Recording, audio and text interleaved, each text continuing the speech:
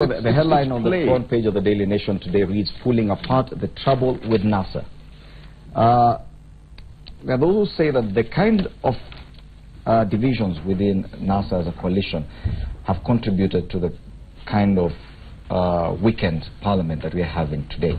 That the troubles, the intra-troubles, inter-party troubles within the coalition, the failure to agree on even members of the Public Service Commission who should be fronted to the Public Service Commission, the House Business Committee, the wrangling of positions within Parliament have really contributed to the slowdown in activity within the National Assembly. Now we are seeing that we might not benefit as much from the 12th Parliament because, as we see, Jubilee members have been reduced to a rubber stamp, NASA members are staying away.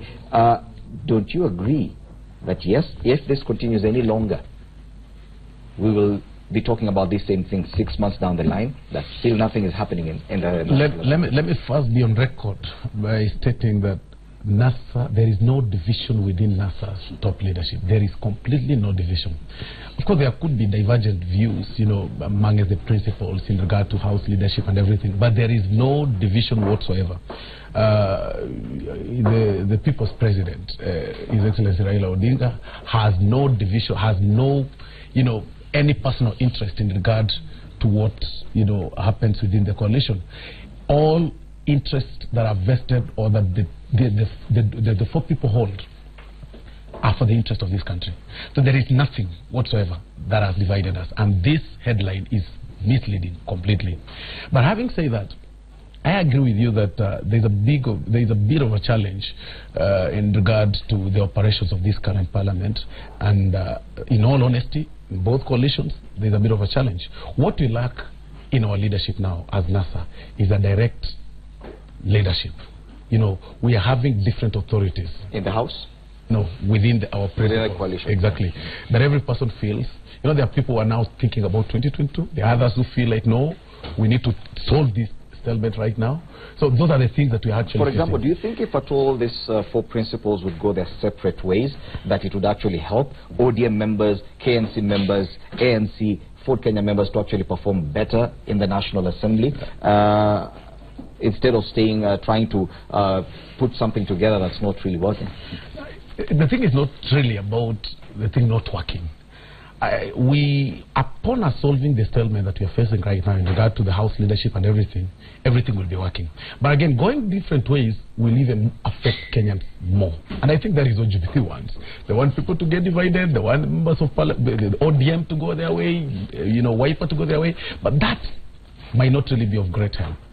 What I'm thinking is that we need to come together collectively as the House, as a different arm of government, the legislation. You know, we set aside our presidential ambitions and everything, and we start thinking and sitting down as members of parliament from our coalition.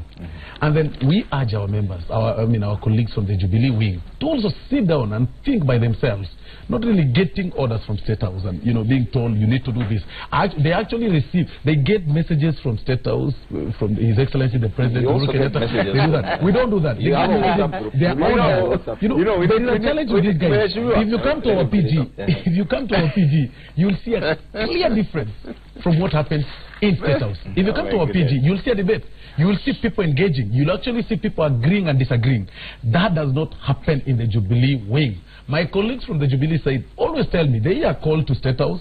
They sit down. They're not even served with tea. They're told, you know what you need to do? Go to Parliament and this is what you want you to do. They don't question. Do you even believe that? Do you believe that? You don't even believe what? I don't even believe what Meshwa is. 2 billion shillings later, 2 billion shillings later, for what?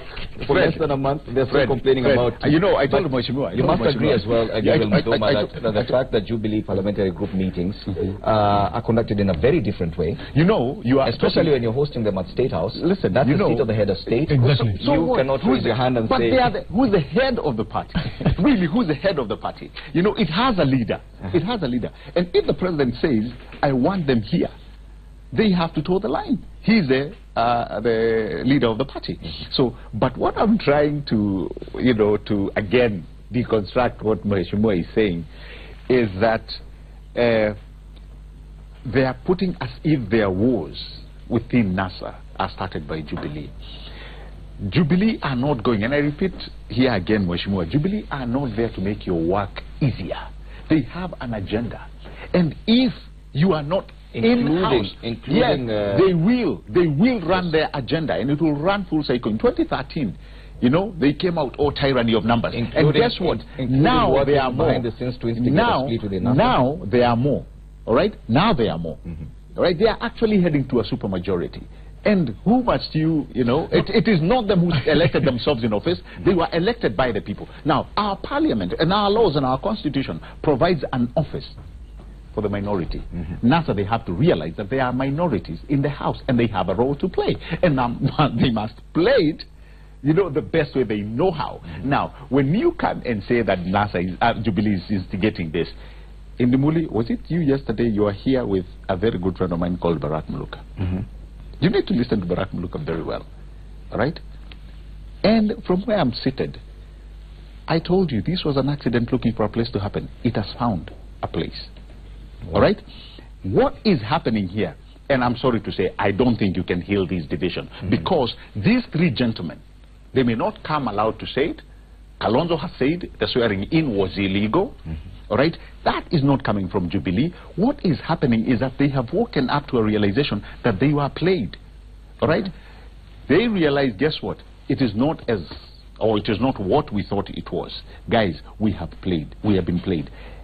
Yesterday, the ANC Secretary General told you here in broad daylight, Raila Odinga will be in the ballot come 2022. No, you see, that is not coming from Jubilee. It is coming from a wing in NASA. Barack Muluka is not an authority in NASA. He's actually not an authority whatsoever. He's not a secretary. Exactly. He's a single party official with his interests.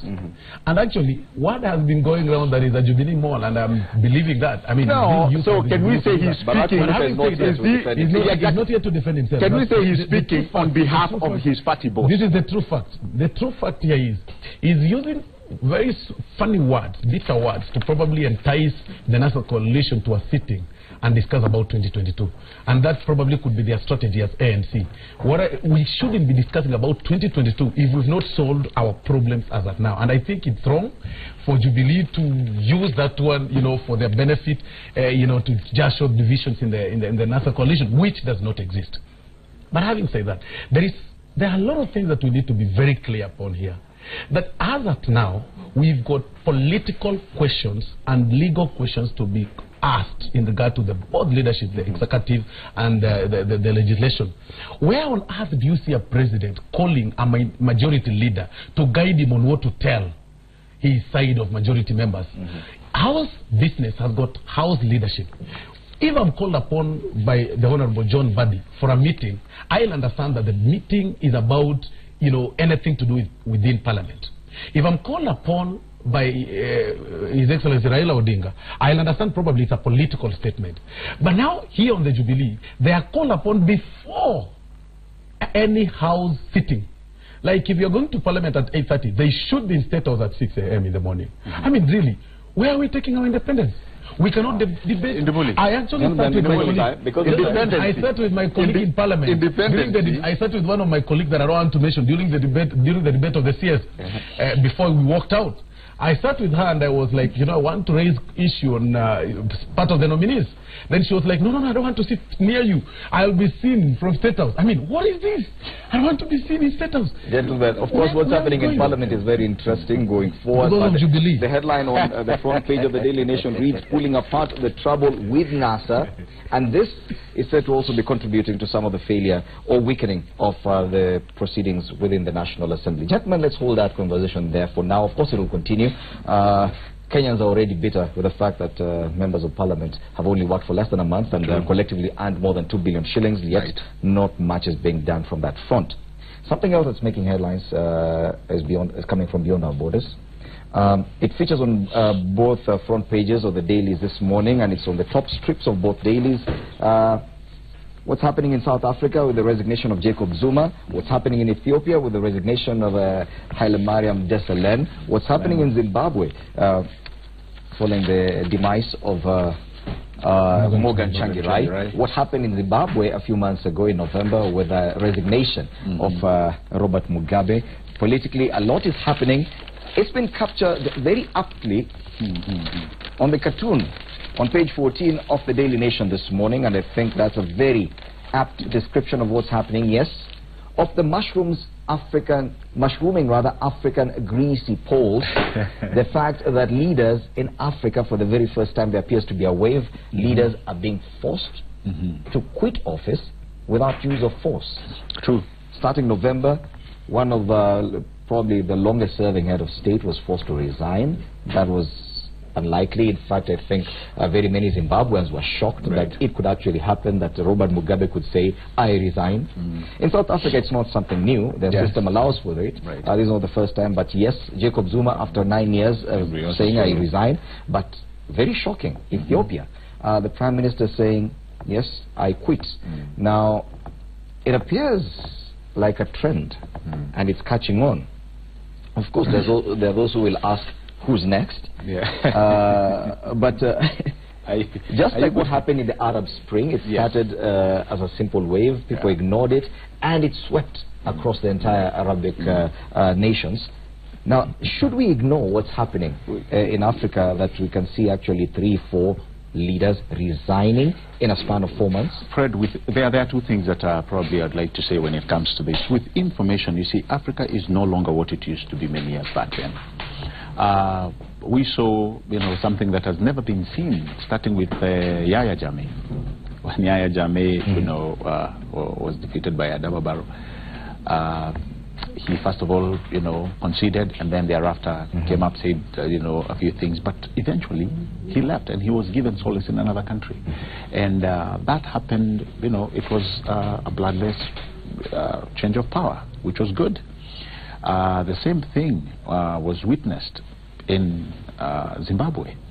A good thing, albeit the fact that we still cannot fail to recognize the advanced age of President Robert Mugabe, and the fact that people had started talking. At that age, probably he's not the one running the country, but probably Grace is the one who's doing it. So there was a little bit of pushing and pulling. And one thing I like about Zimbabwe, and like you've eloquently put it, it was what you'd call a bloodless a change of power, which is good. And if it continues like that, I think Africa will have learned a lesson. Coming to South Africa, it happened. Bloodless change of power without necessarily elections. Indeed, if it's provided in their constitution, albeit the fact there were skirmishes in Ethiopia with the PM. But you see, the PM is coming from that backdrop of somebody who was, how many people would have actually pointed Desalegn in a crowd? Very few people. Unlike Meles Zenawi. Meles Zenawi had been there, the late, had been there for a very for a very long period of time. So probably what we are seeing is somewhat a shift, like you've put it. When democracy is becoming entrenched in our society, people are realizing, hey, we don't need to hold guns. There are other avenues that we can use. Again, you have big brothers out there who are actually looking keen, like you saw in the Gambia.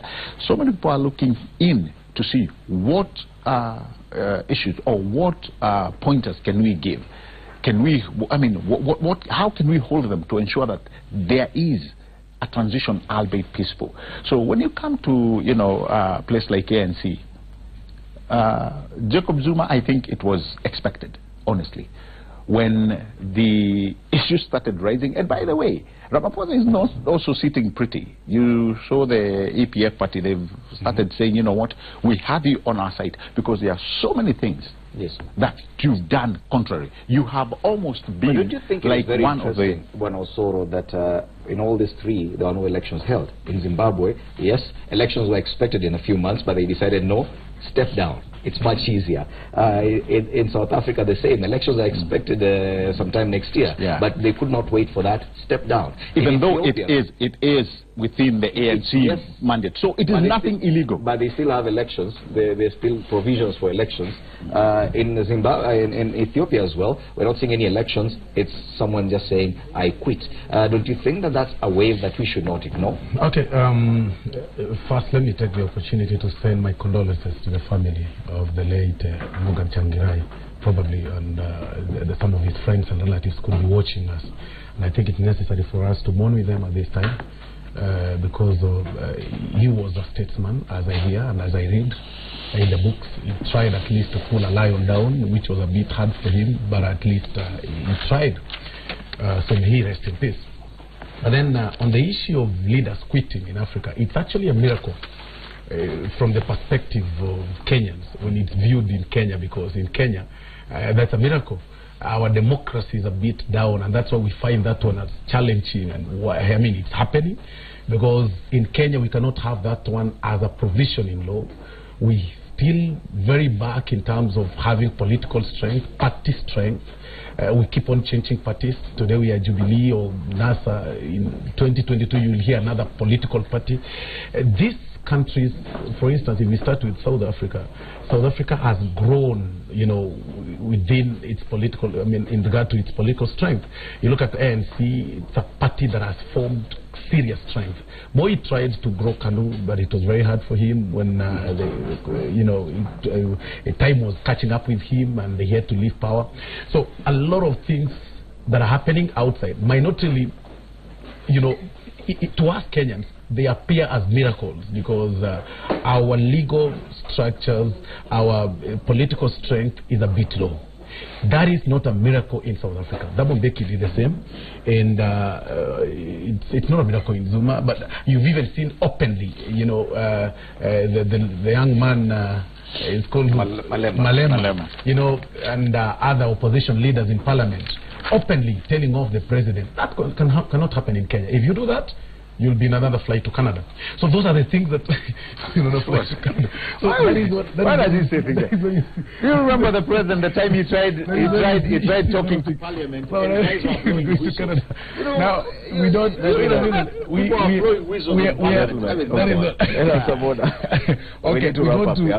We go to Zimbabwe. Of course, Zimbabwe, it happened again. Peaceful, you know, people never protest. But again in Zimbabwe, it could have been worse. He didn't know that people were tired of Mugabe. It's only that Mzee was tired and people were tired of him. People really wanted change. It was the only country then that did not have a former president. So even students, you know, were fighting.